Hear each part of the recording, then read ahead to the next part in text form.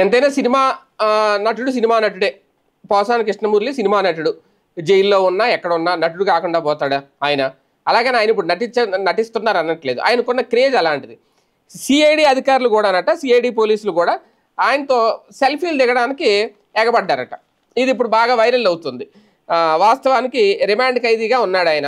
Remand ఖైదీగా ఉన్నప్పుడు చాలా జాగ్రత్తగా ఉండాలి పోలీసులు. ఖైదీని ఖైదీలాగే చూడాలి అనేది ఒక వెర్షన్.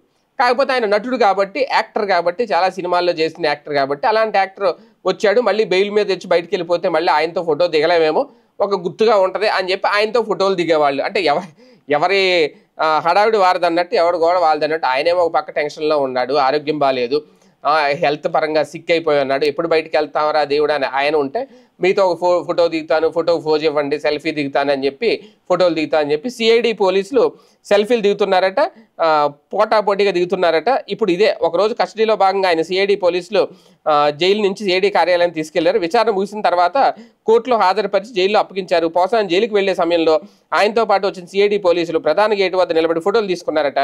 ఒక రిమాండ్ ఖైదీ విషయంలో పోలీసులు వ్యవహరించే తీరు ఇదేనంటూ విమర్శలు వస్తున్నాయి. ఫోటోలు ఏం కర్మ, ఆయనకు కొత్త బట్టలు పెట్టి స్విగ్గీలో మంచి బిర్యానీ ఆర్డర్ పెడితే బాగుండేది అంటూ సామాజిక మాధ్యమాల్లో నెటిజన్లు సెటైర్లు కూడా వేస్తున్నారట. మరి పోలీసులు మరి వాళ్ళు కూడా మనుషులే పాపం, దిగాలని ఉంటుంది అందుకు దిగారు.